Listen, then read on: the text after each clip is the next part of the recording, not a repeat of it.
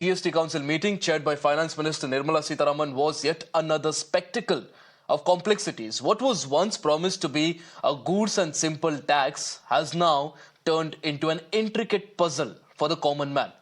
From new tax rates on used vehicles, including electric ones, to deferred decisions on crucial issues like health insurance and aviation fuel. The Aam Aadmi today is left wondering, are these reforms really meant to ease our burdens or are they adding more confusion? Popcorn now has 3 tax slabs.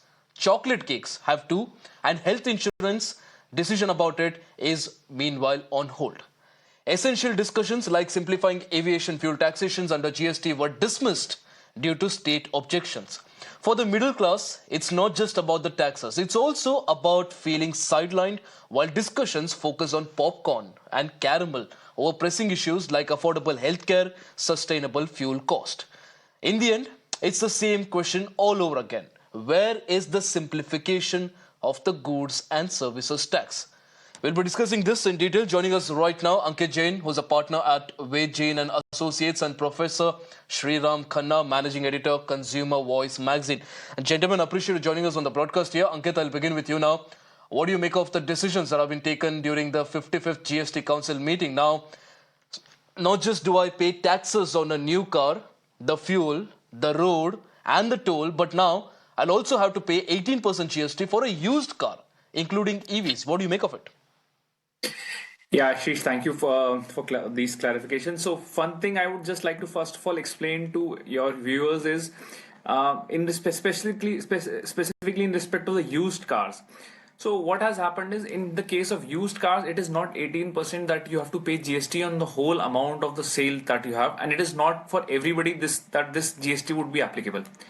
For any person who is personally owning a car and using it for his personal purposes, if he is buying a car and then selling that car, then there is no GST that would be applicable in his case. For example, if he buys a car for 15 lakh rupees and then uses it for 3-4 years and then sells it for at 10% 10 lakh rupees, no GST is applicable. This GST of 18% is only coming in the case of used vehicles which are used by any business. In which case, and the amount is also not applicable on the complete value of the sale that is happening.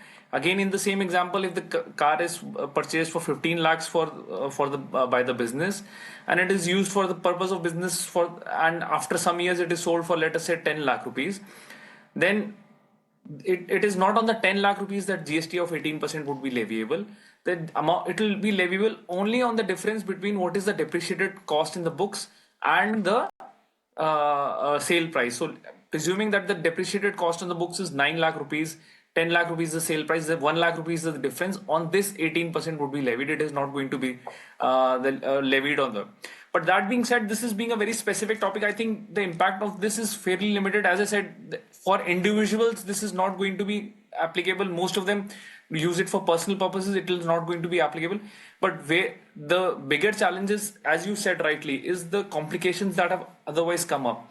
And it is not just, in respect of, in this council, they have clarified in respect of popcorn specifically, but the GST law in itself has so many other things. Last few weeks back, the Supreme Court had to clarify whether coconut oil is an edible oil or is a non-edible oil. An edible oil would be charged at 5% rate, but if it is non-edible, it will be charged at 18% rate. That the Supreme Court had to clarify on this matter. Apart from this, we are seeing other challenges also, that veg momos are taxed at 18%, non-veg momos are taxed at 12%. So classifications like these have created challenge, and for common man, yes, it is becoming a big problem, big hassle.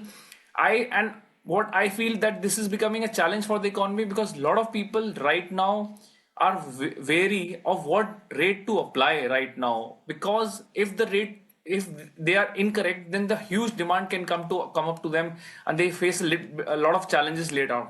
So this is one of the biggest problems right now, and I agree with you that we need more simplification in this case. Absolutely. In fact, Professor Khanna, I'll come to you now. We are talking about popcorns and chocolate cakes. That's because popcorn now, the finance minister says, has 3 GST rates. Chocolate cake has 2 GST rates. Now, What we now next will probably expect is a complimentary tax rate card along with the menu, because it is now becoming very difficult to keep up with this new GST rate every quarter.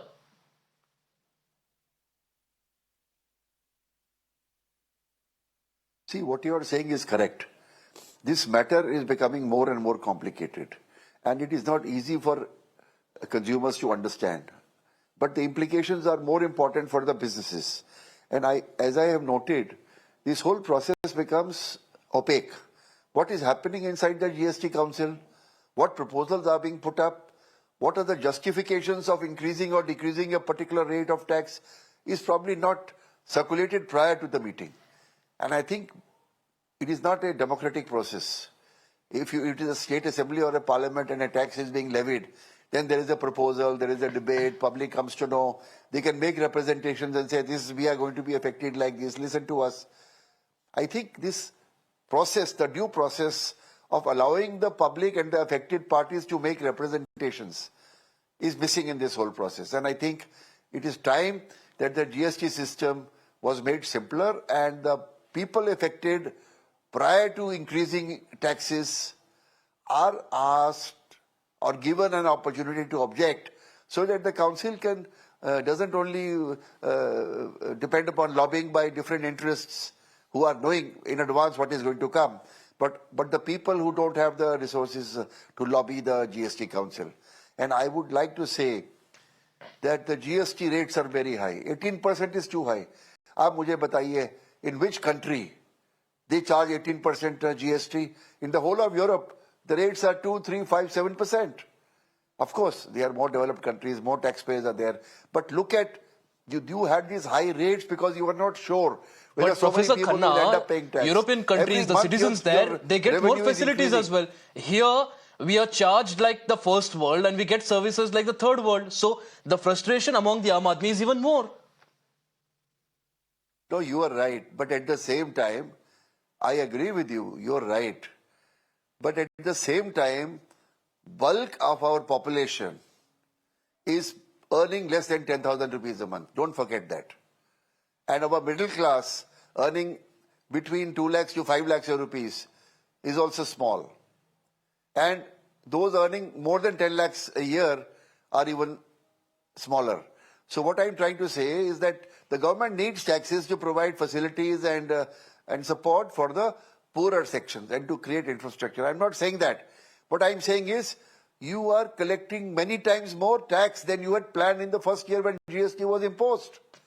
So when you have got so much more money, you should start rationalizing these tax structure and bring the incidence of this tax down.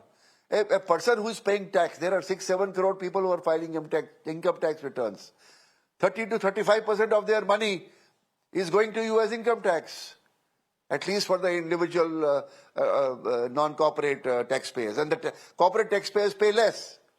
And then you are taking about 18-20% as GST. तो आधी कमाई तो आप ले गए जो कमाने वाले हैं. तो ये तो बड़ा अनर्थ है. और मुझे I feel that the government In fact, should one of the interesting things that I noted here, Professor Khanna, and I want Ankit Jain to respond to this, is the Finance Minister also revealed that the state governments rejected the proposal to include aviation turbine fuel within the GST framework. Now, as per the current tax structure, ATF is subjected to central excise duty. Then there's a VAT as well, depending on the state. So there's a tax on a tax that people are being charged, the aviation sector is charged, and instead of simplifying this via the GST, we are being told that the states did not support it, so the finance minister has decided not to do it. So neither the aviation industry will get any sort of a benefit, nor will the frequent flyers. So again, we are back to square one. Yeah, that's correct. I agree. So this should have been taken up, and it's a very important. Let's have Ankit Jain respond. Khanna ji, will come to you. I'd like to add to this. That I would like to clarify I would like to clarify that aviation. So the biggest challenge to the to aviation fuel, as you said, it is in the old regime. You know, even prior to GST, it was the same with all other goods also, that you had an excise and you had a VAT. And both of these were levied, and the idea of bringing GST was to simplify and to make it one and to have a uniform chain of credit flowing through. Now, if aviation fuel is But also has that brought into happened? the tax, Ankit no. Jain, So has with that happened? yes, that's correct. So that's not happened, and importantly, especially with aviation and petrol and gas, this has not happened as of now. Credit of so because they are on the old regime, airlines are not able to get credit of aviation fuel. Because of this, the cost of flying is very high, and as it is, the travel itself is challenging. This is important that we bring all of these under a So, single Mr. Ankit, regime. if you say that has not happened, if you say the tax system has not been simplified, does this mean that the whole idea of getting GST today does not even exist? The entire reason why it was packaged and given to the Aam Aadmi, serviced as a good and simple tax, all of it seems to be doing all it is doing today is complicating stuff. So what the GST was originally meant to do, it's not doing that. Instead, it's only collecting more and more money from the Aam Aadmi. Yes, so Ashish, it's not such a black and white scenario that whether it is not doing the same thing. Part of it is doing it for sure right now. It has made it things easier for a lot of businesses. Specifically, one of the biggest advantages that a lot of large corporates have that over a whole country there is a single rate of tax, single structure of tax which is applicable. In part of the commodities, this tax is applicable, but overall the country has the same structure of tax which is applicable, which has made good life much easier compared to what it was between with the excise and VAT regime right now. So part of it is true, but there is still a long way to go. What we are even right now, even with this thing, businesses are so wary of changes and such frequent changes and corrections and aggressive demands from tax But authorities Ankit, on I totally GST. understand the complications that come, but the whole point here is, and I want Professor Khanna to respond to this now. Professor Khanna, now the GST Council says that they have postponed the decision to reduce the GST rates on health and life insurance premiums. So the GST Council team went all the way to Jaisalmer to discuss popcorns and chocolate cakes and the different variants of GST rates, but they couldn't take a final call on health insurance. Clearly, the priorities here are misplaced. You see, what I'd like to say that these things are happening because what is happening inside the GST Council is not transparent.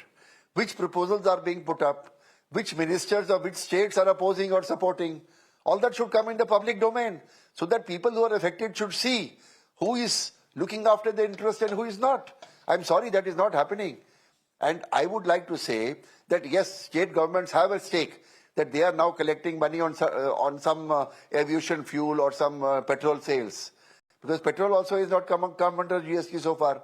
So they are collecting a lot of revenue. So when they lose revenue, they will oppose it. Agreed, understood, but they should be compensated. This whole thing should take place in open public view. For example, if there is a proposal to increase something or reduce something, then a notification should be issued at least 1 month before the GST Council meeting, giving people opportunity to object and represent to their ministers and to their MPs and to the members of the council as to what is going to be the likely adverse impact on the public. For example, it is strange to see that such a huge country and the largest airline carrier is making a loss. I was shocked to see at Indigo Airlines having more than 50% market share making a loss. Why should it have to pay so high taxes on aviation fuel and other things? Whatever tax it pays, you should get input credit. Let the flying become cheaper. Let them make some profit as well. I don't grudge a profit. But here, you are trying to throw the baby with the bath water. You are going to kill certain industries by taxing them too high. And time has come for the maximum rates under GST to be brought down, for taxation to be rationalized. And I don't think you have a right to collect more than 1/3 of a person's income as taxes or GST or income tax put together. So the rates that that individuals have to pay are today more than the rates the companies have to pay. The corporate tax rate is more than the income tax rate paid by individuals and associations of individuals. And I think the time has come that you are collecting so much money, you should bring down and rationalize the rate structure so that the highest rate structure is not more than, and you should bring 1% down every year for the next 10 years. And over 10 years, the rate should be half of what they are today. It should be brought down progressively. You collect your more money. Who's stopping you? But you have to you can't, kill the goose that is laying your golden eggs. So you are, by taxing too much, you are actually, look at what is happening. Bulk of the profits in the business are with the large corporates. The MSMEs have no profit at all. They are dying. Why are they dying? You do a study, bring out a white paper as to the impact of this Absolutely, tax absolutely, structure on the Professor Khanna. And I MSMEs. think that's one of So the this reasons why a whole lot of tax salaried structure professionals is today, to the when they get a disadvantage hike from of their company, MSMEs. they don't really celebrate because they know that more than what they're getting, it's going to go to the government as well. So I think a lot of concerns, even as far as the salaried class are concerned, and also even for businesses as well, like Ankit also pointed out. I think the bottom line here is that nobody would mind the GST if it was simplifying the entire system. But when the finance minister goes into detail talking about popcorns, the 3 different rates, chocolate cakes, the 2 different GST rates for that, but there's absolutely no mention or any sort of a relief as far as health premium is concerned. I think that's exactly when people start asking about the misplaced priorities and also the questions that need to be asked as well from the government. Ankit Jain and Professor Khanna, appreciate you joining us on the broadcast for this very important discussion. Views on that